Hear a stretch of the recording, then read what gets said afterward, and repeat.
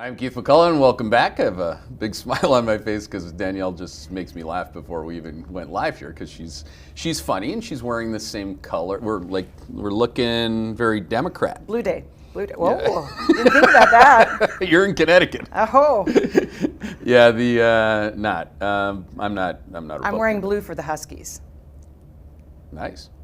That's my father's alma mater. Oh, cool. That's cool. Yeah. Well, we dialed it up so that we could have CPI Day and Danielle on the same day. Don't forget claims. Yeah, well, we got all that. So let's do inflation first, then labor. Yep. What's your immediate take on the CPI? So, now that Truflation, TRU, is going up, it's a lot more popular. It's funny the way that works, isn't it? It got down to like 1.3%, and now it's like 2.01%. People are like, we are going to hell in a handbasket. And it's been it's actually what we saw in the CPI this morning, food at home and natural gas. So those two things have been really big drivers. What was encouraging in today's inflation data was on a 6-month annualized basis, you've got shelter CPI down to, I want to say, 4.2%. And that's like the lowest since July of 2021.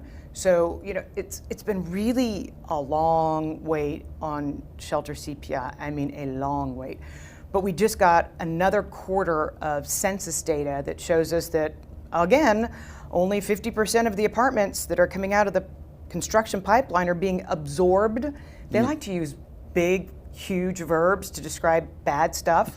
So only 50% are being absorbed, meaning the other 50% are not being leased. Let's use the real word here. Because they're all they were all built in, with a non-white collar recession in mind.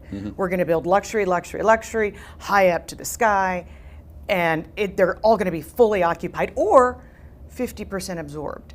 But at some point, you had to start to see the sheer effect of supply and demand, and I think a lot of people believe that law has been repealed, but it hasn't.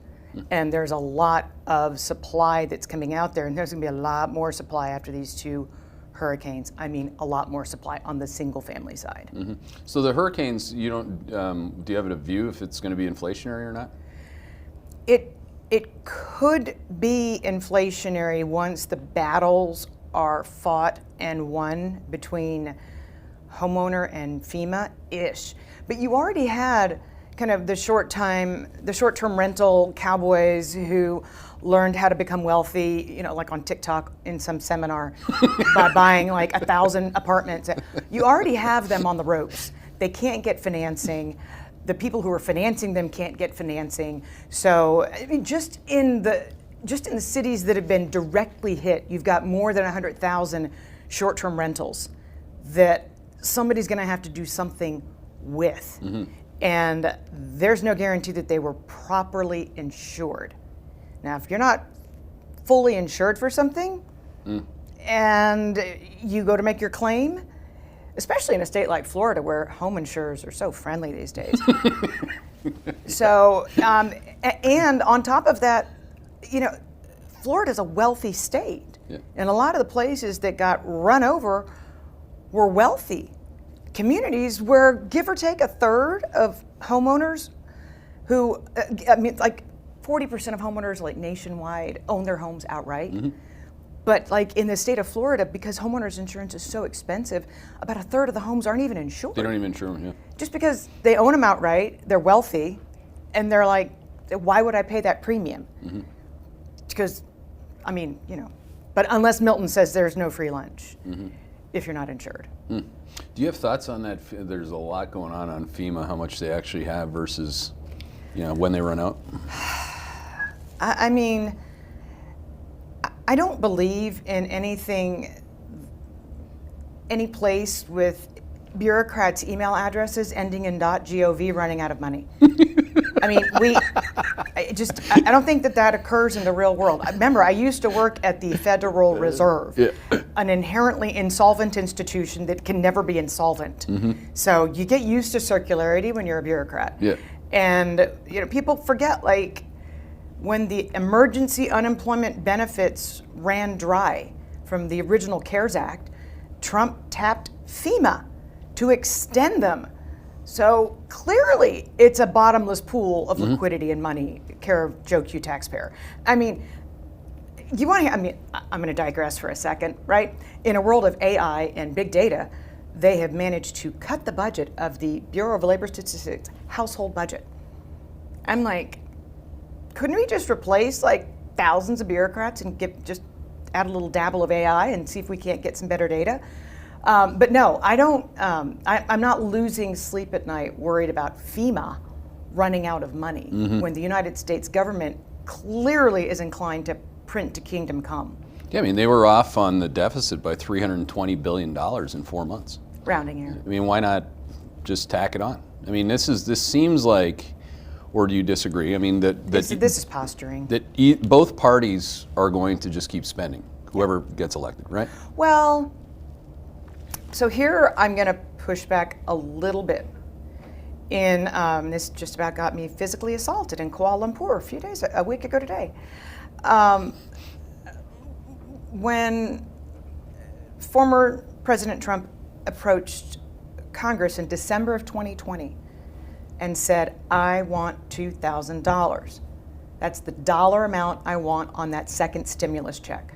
Now, a red Senate at the time capped him at $600. So I am in complete agreement with you. Both parties will spend on whatever they want to spend on. But I think that there is so much spite right now, and most of the polls say that the Senate's going to flip back to being red, that you might have maybe not a check and balance, that may be a bridge too far, but you might have a check on any inclination to go full board universal basic income. Yeah. Well, I mean... and that will bring back insurance, by the way. If the Senate does not flip red, and I'm not making a political statement, but if the Senate does not flip red, I think it's time to short every bond. There's a lot there. I mean, there's this guy Vivek coming in, you know, with a legit role. You know, so they're like, what can he cut? What will he cut? What will he do? What will he do to healthcare? What will he do to the Fed? You know, I don't know if you've seen, I had him sitting in that chair, Vivek. Well, he interviewed me about the Fed. He's so negative, like more negative than I could ever be about the Fed. Well, he shouldn't have spoken to me. But it's not like, his basic premise is we don't need 20 whatever thousand people on the taxpayer dollars to come up with what these two in blue could come up with like tomorrow. And with more accuracy, because what they're coming up with is not accurate. So, you know, there are a lot of, to me, that's a really compelling, I'm not Trump or whatever, I'm not making that statement. I'm saying that if Trump wins, you get Vivek. And that's a thing. Look, why is corporate America capitalizing on AI and other technologies and coming into this century, and the federal government of the United States cannot? These are our taxpayer dollars. This is an election year. I mean, you know, screw the election year part. I mean, they'll be battling about the midterms in about 2 months. But if a third of fake job gains or whatever they were last year were government deficit, you borrow to hire somebody to overpay him to do nothing. And it's the. I mean, they're literally the sole remaining enclave of I want to work from home. I mean, recently people are like, I'm gonna keep working from home, and Amazon said, go for it, 7 days a week. You want it 3 days a week working from home? I'll give you 7. Just not on the payroll, but I'll give you 7. And yet federal employees don't have to come into the office at all? And they're still paying rent on all that property in DC? I mean, some things are just low-hanging fruit that is so easily addressed. And, you know, 2 of them are get your ass back into the office and deploy technology to make any organization more efficient. First and foremost, welcome to Hedgeye Nation. Make no mistake, my #1 goal is to help you preserve and protect your hard-earned capital. Who helps you with that? Like, how many people have actually helped you preserve and protect that capital? They can't. They don't have a process. You need a better way. We need to get better each and every day. There's a lot of baggage out there. There's the old wall, a lot of bullshit. There's CNBC. That's not who we are. We have a process. We're going to help you get better. We have a team of over 40 analysts that are going to help us do that, and I'm looking forward to it. Hedgeye founder and CEO Keith McCullough's long-awaited new book, Master the Market, is available now. In this 52-page ebook, Keith McCullough distills decades of Wall Street experience into actionable insights. Discover how to navigate market cycles, avoid major losses, and invest with the confidence of a seasoned pro. Download your free copy right now. Go to hedgeye.com/book. That's hedgeye.com/book. The Federal Reserve, I mean, how many people do you think you work there? I mean, how many people do you think you would need? I don't want to get you in trouble here. Well, I mean, somebody's got to, my mother still writes physical checks. So, yeah, you have those jobs. I get that. But, like, really? How many how many PhDs do you need? About 10% of what they have, maybe. Yeah. Maybe. Like, we're talking large S. I mean, the whole Vivek read Fed Up. Yeah. Before I ever went to Columbus, Ohio, and Fed met Up with is Danielle's book, if you haven't read it. I mean, we need pragmatists. Mm-hmm. We need people on the receiving end of monetary policy to make monetary policy. I know that sounds radical, but pie in the sky, ivory tower, I mean, life cannot be modeled. It just can't. And to suggest that people who have never held a payroll, have never run a business, should be making monetary policy is completely asinine. Now, you may or may not have noticed that things blow up in the 12th district. Little Orange Man, Countrywide, Silicon Valley Bank. Do you detect a pattern here? Yes, yeah. Okay, so fractal. Regulating the banking system might be important. Actually, regulating the banking system and the non-banking system might be important, since the non-banking system's larger than the conventional banking system. So there is a role to be played, but I've always been of the mind that why is there an OCC, an FDIC, an SEC, a Fed, and then they have to get together and decide how they're going to regulate, how they're going to coordinate regulation. And I'm like, why don't we just have a regulator, like one? Yeah. And that way, Yellen's not trying to extend a line of credit to a bank on the day that the OCC is closing it, happened during the financial crisis. Why do you have to have all of these regulators? Mm-hmm. Why can't you just have one? Yeah, why can't you just have one process to count the beans? I mean, like I count the beans in the economy, you count the beans in the economy every day. Why do we have to have 30 different forecasts that don't work, to count the beans? I mean, I don't. So that they can they can get together at a conference right. of multiple regulatory institutions somewhere sunny and compare bean counting. Yeah. It's so bad. I mean, it is bad. So if they took, I actually, having sat across from the guy, and I'm not politically oriented, I don't really know that many politicians because I don't want to. Mm-hmm. You're a Canadian, you don't really have to either. Yeah, but I could tell, but just like he's very similar to you in the sense that he's a street smart person. Like when it comes to some of these topics, and this is it on Vivek, but I'm just saying, like, what if he came to you and said, hey, now I'm in the seat over here. And because the next guy I'm talking to, by the way, I think he called him on the same topic with the same point, but on healthcare, what he would do, who he would hire. Yeah. And he said, okay, look, Danielle, like, how would we start to talk about the labor data? Because the way you write about the labor data, I said it on our morning meeting this morning. I'm like, I have probably the world's best analyst when it comes to front running, like what the Fed's actually going to do. Yep. But also disaggregating the data. Like you've been very good at saying, okay, look, I think Powell's, you've nailed basically Powell's behavior. Well, yeah. But he actually mentions non-Fed sanctioned data sources out loud in public. Because he reads your stuff. Well, that's true. Right? So, okay, instead of just reading your stuff secretly and creating this kind of passive-aggressive story, like you could look at, let's just go through it. The labor data that you depict is not the labor data. Well, now it's the labor data that he's leaning on, which is negative. But it's been rate of change negative for a long time. Look, it does not take a genius to say Uber came into existence in 2009. So why are we comparing the world pre-2009 to today's world and saying jobless claims are so low? Well, let's take the great state of Tennessee, where you can get up to 12 weeks of unemployment insurance. Now that's at the extreme. There's only 3 states that you can only get 12. Most states are 26 weeks. But if you do that math, and you're Canada, like, I think you can go for a couple years on Pogie. okay, well, you know, but there's not that many Canadians, you know. I mean, it's. But jobless claims, spread it out. Jobless claims. The conventional wisdom is that the claims are low. Of course Austin they're low. Goolsby Why today. why would you take 12 weeks of like $300 a week, when if you're in Nashville, Tennessee, when you could go drive for Uber and make 3 times that? Yeah. You do the math. The problem is that pool of gig workers is already filling up pretty fast. We have more part-time workers than we did at the peak of the aftermath of the Great Recession today. Yep. And that's where your initial jobless claimants are. And on top of that, you've had a doubling in the number of Americans collecting food stamps.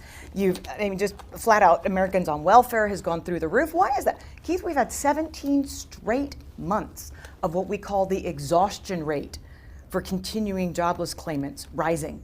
17 straight months where you blast right through all 26 weeks of your unemployment benefits in XYZ state, and you roll off. You run out of benefits. And we wonder why the number of food stamp recipients has doubled in a K-shaped economy. Yeah, K-shaped. There's another. There's a trigger.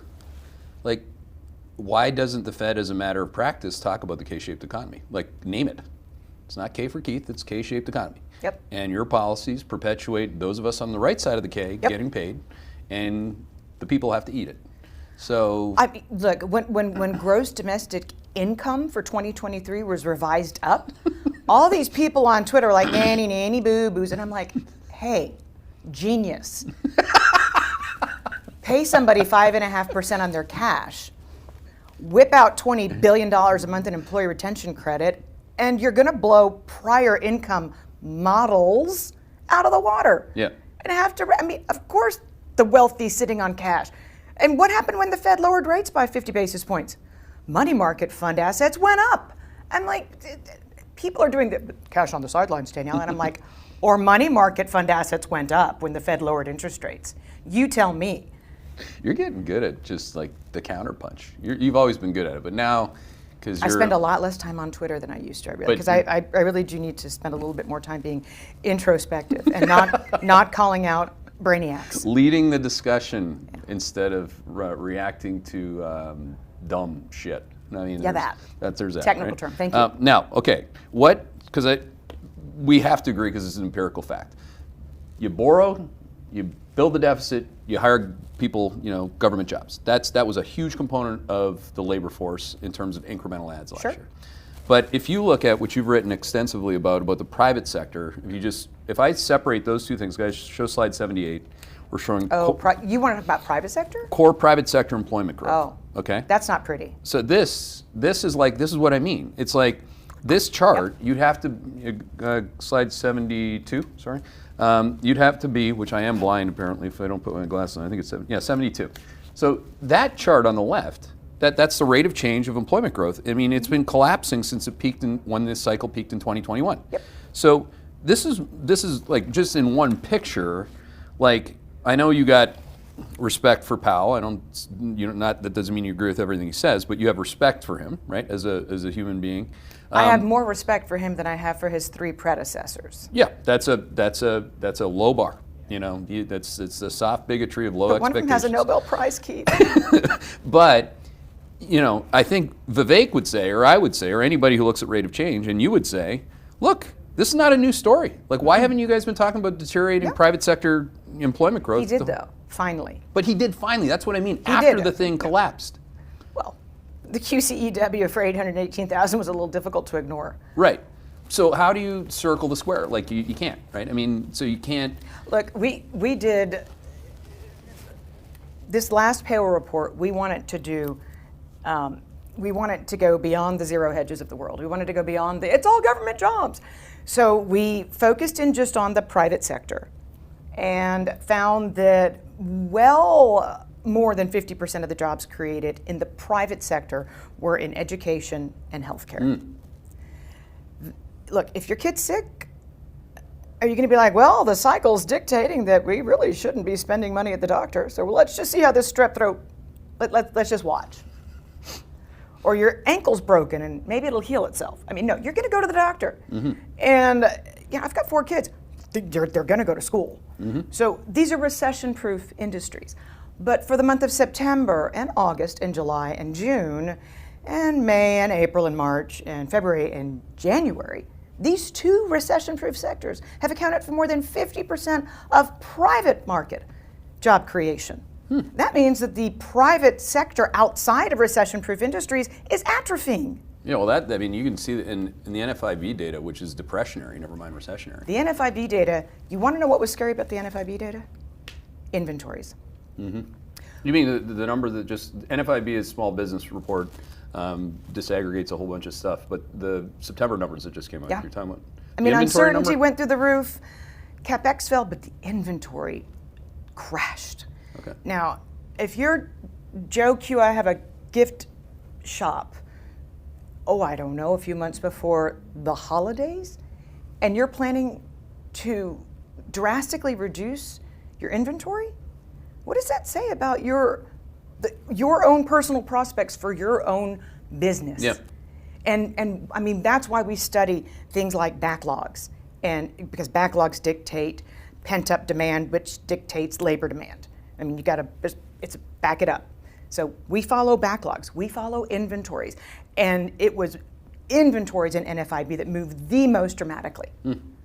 So you have a bull market in government spending, and you have a bear market in small business. It's all on, again, it's... You do have a bull market in government spending, but it's not very efficient. No, it's terrible. It's like they gave Intel a ratio. For every $1 billion we give you, you've got to fire 1,000 people. $20 billion, 20,000 layoffs. I mean, this is crazy government spending. And it's attached to ESG and DEI, and you have to hire unionized. And it's old-fashioned pork barrel spending. Michael Hartnett at Bank of America has done really good work that shows that after interest payments are netted out, the federal government's a net drag on spending because they spend so inefficiently. If they're not handing out money directly deposited in U.S. household checking accounts, which they haven't done for a while. Now, some people, like everyone who doesn't do the job the right way, which looks at everything.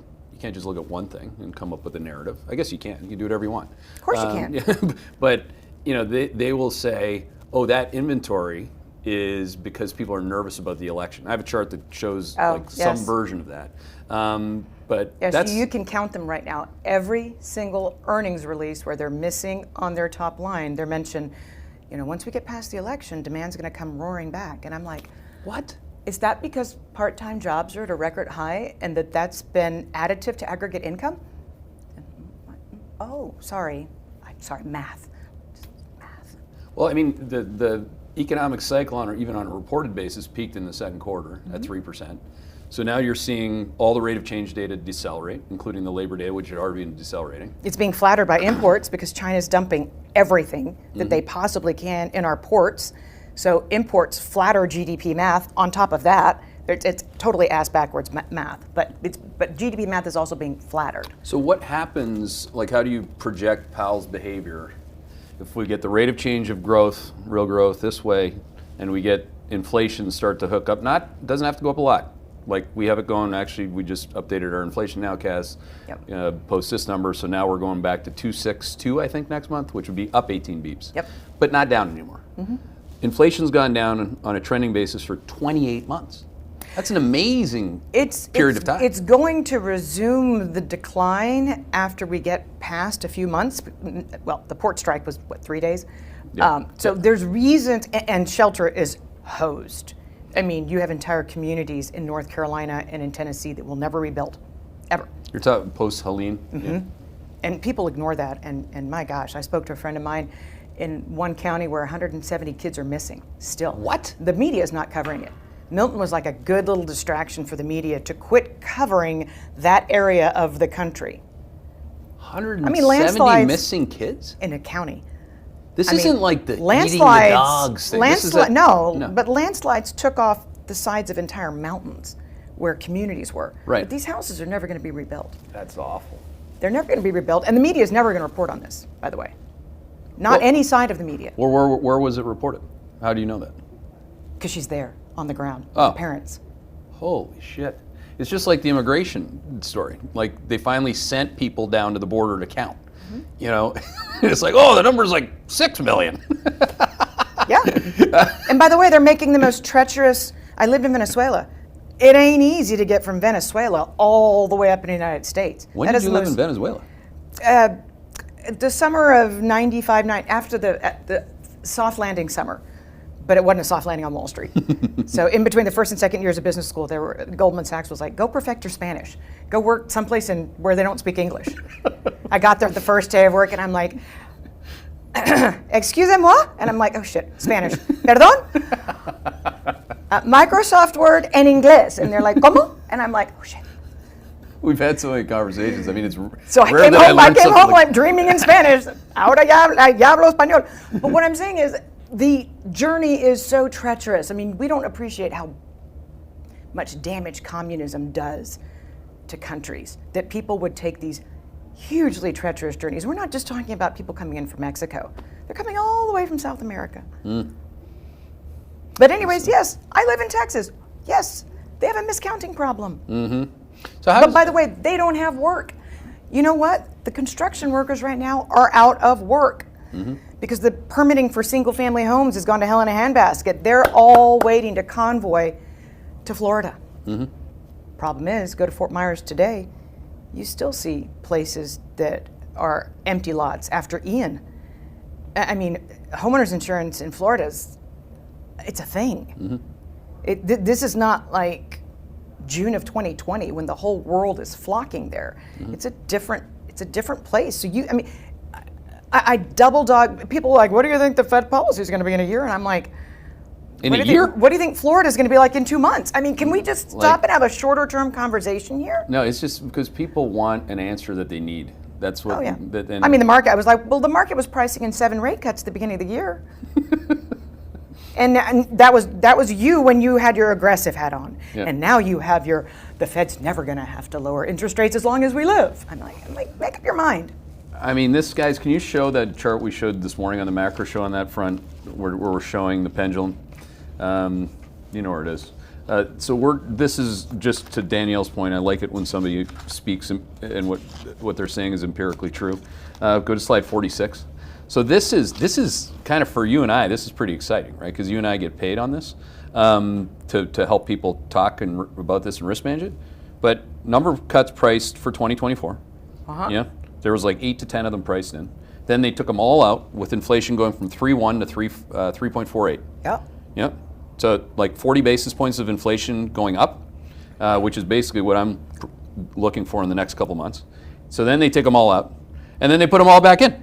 You know, so that's my question on Powell is like, if inflation's going up for the next 1, 2, and 3 months, does he go back? Like, I mean, does that reverse again? Because now we've gone from. So, Keith, I think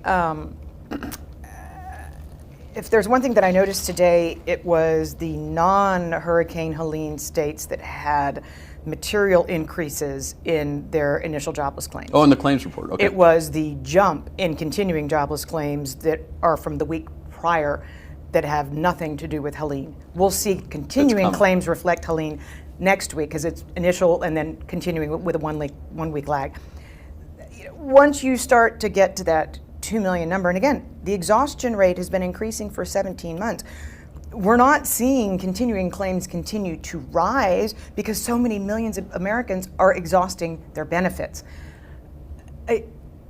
Just wait for this earnings season. Well, wait for how many people to include one more layoff announcement with this earnings season.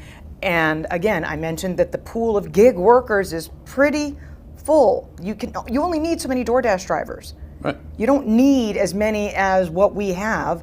And so Powell's going to be, if inflation goes up a whole bunch, Powell's going to have stagflation on his hands. Well, that's our call. Actually, we call it Quad 3. But it's interesting that you answered an inflation question with the jobs answer, right? Because he's going to have no choice but to focus on the jobs. Right, that's right. So that's where I wanted to get to. And it really doesn't matter who's in the White House. Because I'm pretty sure, like, Liz Ann and I, who I know you have a lot of respect for, same birthday? Same birthday. Yeah, awesome. You two, you guys should do this instead of, but, I said to her, Fed policy is employment, inflation, and where's the S&P 500? And she disagreed to some extent on the S&P 500. But I'm just trying to use the three-legged stool. You can substitute S&P 500 with VIX hit 65 in August 5th. Okay, like I think Powell saw that. One, do you agree with that? But two, are you saying that they'll just lean to the employment side of the stool because the inflation piece you can't lean on it anymore, or at least they won't have a choice, and shelter inflation is going to turn down. Yeah, it's just happening with a really long lag, but it's happening again because liquidity is drying up for the marginal buyer. Second home sales have absolutely collapsed. But I'm not talking about that. I'm talking about investors, and we're seeing, especially I'm in the other ground zero. It's not as bad in Texas as it is in Florida, but it's pretty. I mean, you cannot pull up a Zillow map of the city of Dallas and see any land. It's all dots of homes for sale. And they're not even pretending anymore. They're not staging them. They're just empty houses that were bought to rent that are on the market. So the liquidity situation, Ally Financial told us, charge-offs are going way up. We're going to hear from the biggest banks here in the next few days. They're going to tell us charge-offs are going up. They didn't pull back on growing their credit card books, the biggest banks, because they weren't accounting for buy now, pay later. Hello? Compliance. Get me compliance. So they weren't accounting for buy now, pay later. So even after they finished growing their auto loan book, they kept growing their credit card loan book. Now they've got a provision for that. So you can't tell me that they're going to have looser lending standards for mortgages. It ain't going to happen. I mean, a loan book's a loan book, and you have to look at it holistically, especially when you're sitting on a bunch of unrealized losses in commercial real estate, and somebody's just whispered in your ear, oh, by the way, the narrative on Wall Street is now that the Fed should slow the pace at which it lowers rates. So all those security losses we're sitting on, they're going to fester for a little bit longer. Merry Christmas. I mean, it's not funny. It's actually that's why you see so many small businesses are just like apoplectic about what's going on. Well, look, there was a 20 basis point differential between the prime rate and where small businesses were borrowing, according to the NFIB, in February, a 20 basis point differential. By the time we get to September, it's a 210 basis point differential. I mean, you are being bent over as a small company in terms of what you have to pay to borrow. You don't have access to the junk bond market. They're like, oh, CLO sales are taking off again. And I'm like, and what's that going to do for Main Street?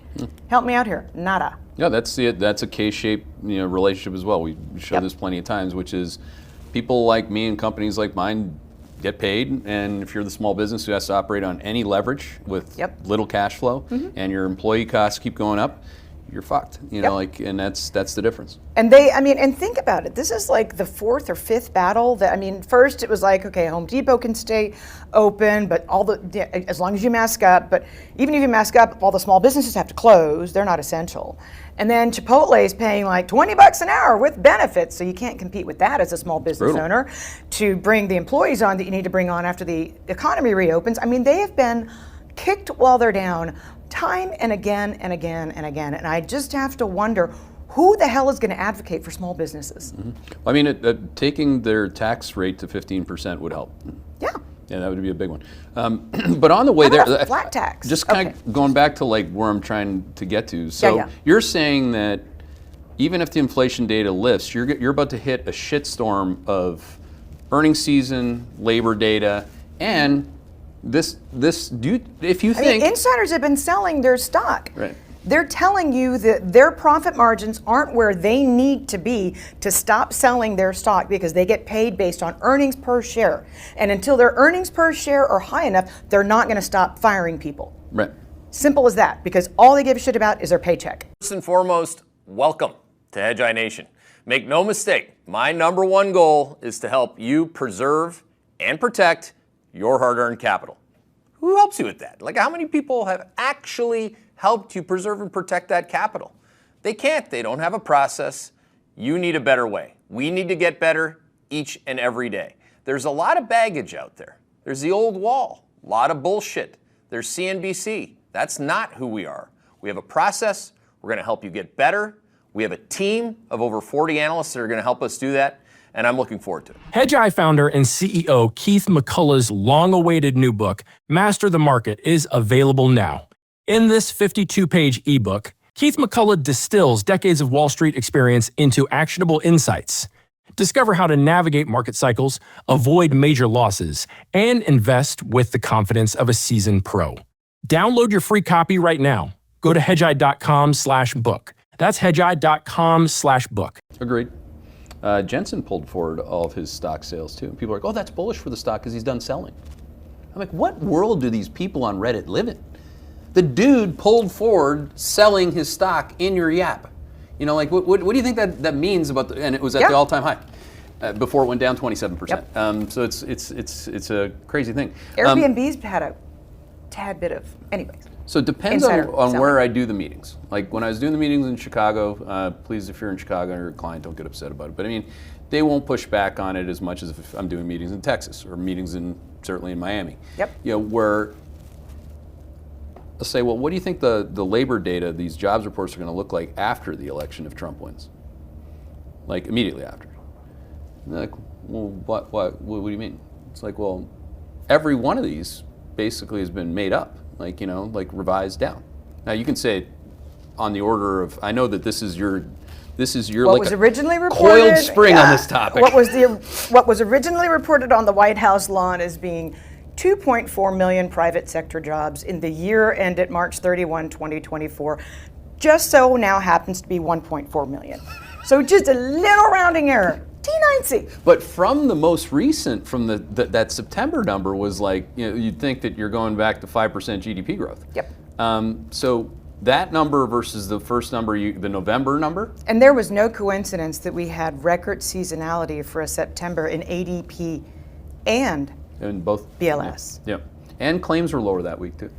But so this isn't a conspiracy theory. America. What like how do you explain it? Like I think look, this is not political. I think that the NBER, who happens to consist solely of Obama appointees, will give it 2 months if Trump wins and say, you know, time is of the essence. We've waited a wee bit too long here. So we're just going to replace the R with a D. And we're not going to call it a recession. We're just going to go right up. Who's in the White House again? Oh, that's right. We'll just call it a depression. And by the way, and it's his fault. He made it happen in 60 days. That's like, you know. That's cynical, isn't it? That wasn't nice. Well, I mean, okay, that's fine. What do you think? I mean, do you want to go there? Do you have an opinion on the election and how? I don't. Or scenario analysis on what would happen if? I don't have an opinion on the election because I genuinely think that there are two cohorts that don't want to be polled. 110% of Trumpians and anybody young.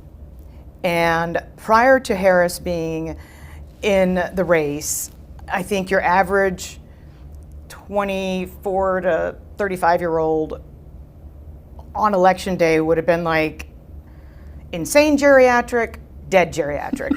I'm going to go to Starbucks instead, and not voted. But after Harris got in the campaign, you kind of invigorated this younger set of people, and they're like, man, she'll give us everything. Okay, I'll meet you at Starbucks after you vote. Got it? Good. So, but they're not polling either. They don't want to be polled. No. And no Trumpian wants to be polled. At all. So we don't know what the polls reveal. What I can tell you is what I'm hearing from people in the great state of North Carolina. And if anything throws this election, it's those 16 electoral votes. They're pissed off.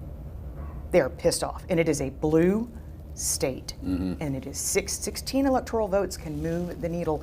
And the people of North Carolina give a shit that the helicopters were sitting on the ground. They care. So if you have, and it's a different. That's why they call them. It's not even a swing state. It wasn't in the calculus prior to Helene. It's up for grabs now. It is a jump ball. There's a big difference between having. And by the way, that was a humanitarian statement, not a political one. No, I don't think so. I mean, it didn't sound. Since I'm not really political, I don't really hear these things. I was just told by. We're talking about physical gold buying, and he said, you can't say that. The physical gold bugs are going to like lose it on you, Keith. I'm like, I'm telling them to buy gold, and he's like, you're not saying it the way they like it. You know, it's like enough. It's like, let's try to have some common sense here. But when it's a different question to ask somebody, what do you think is going to happen in the election, versus if I give you Trump a win, what would change in terms of your model? Like, how would you think that through? Nothing. I mean, we forget that Obama was 5.4% negative deficit spending, and then like Trump was like 6.6, and Biden's been like 7.2, all negatives in front of him. Yep. So I mean, if you're asking me to split a hair between 7% and 7%, it's kind of what I say. I think the outcome of the Senate is all that really matters, because I agree with you. All politicians are drunken sailors, as long as you're spending on what they want to spend on. Mm-hmm. So I think that it really makes a difference. And right now, Vegas, Predict It, whatever, is saying that the Senate is north of 70% chance of flipping red. Mm-hmm.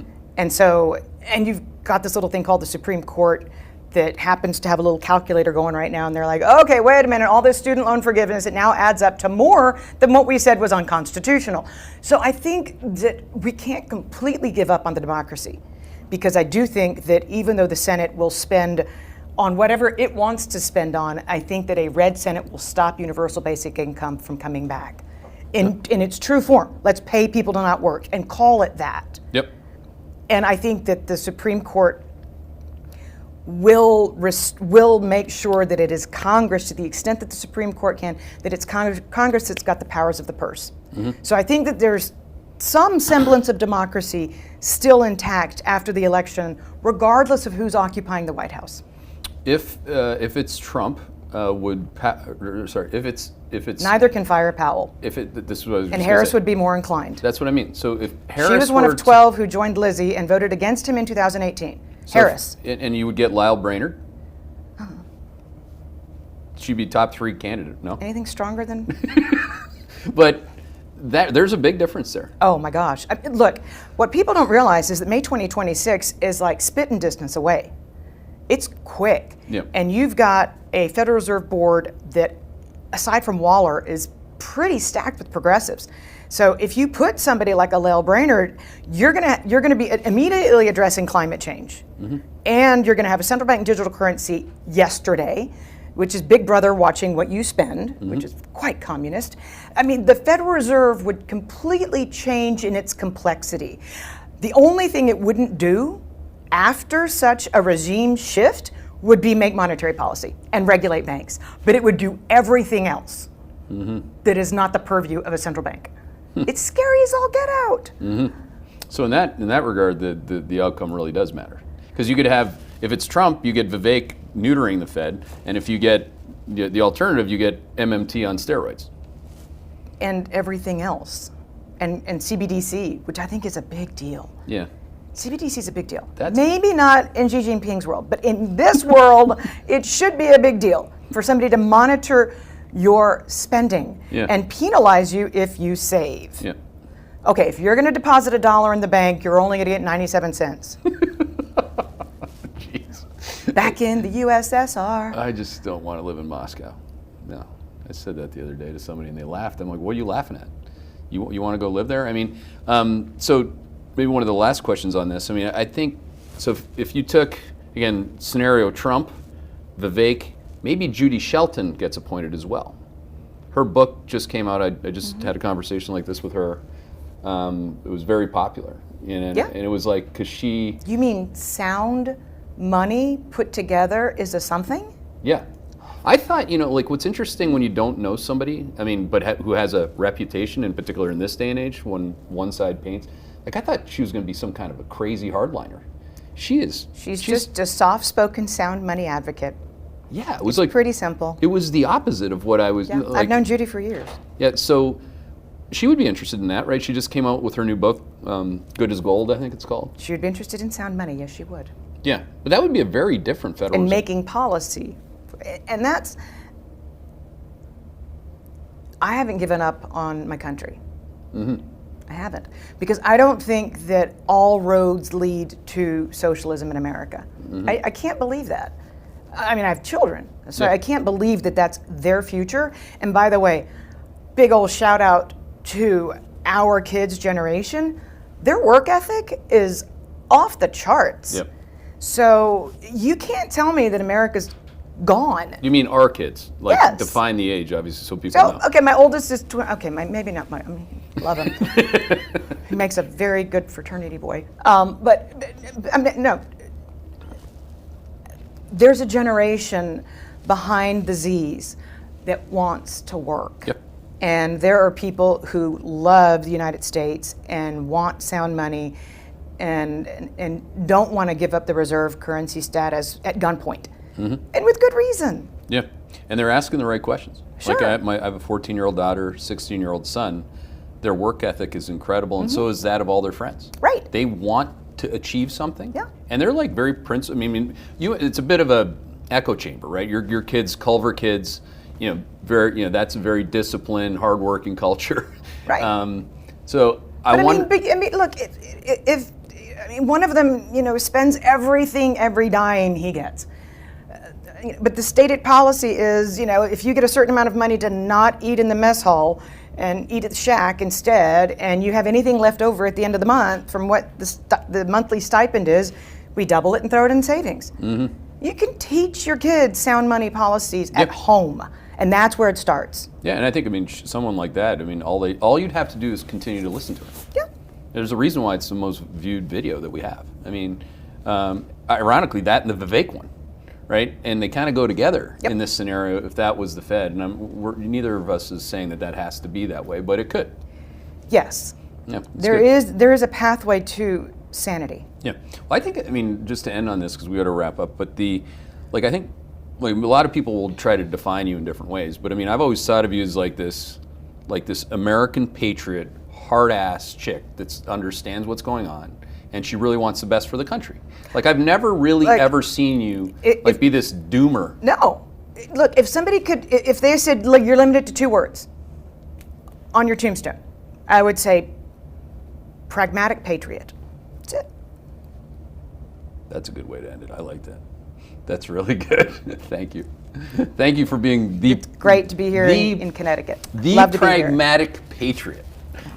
And you know what? The best part of it, it's true. And there are a lot of you that are also like that. I'm a Canadian trying to be like an American patriot because we know that you guys are a little harder core on certain matters. So stay hard, as we like to say. And I'm going to have Mike Taylor talking about a lot of fun stuff next.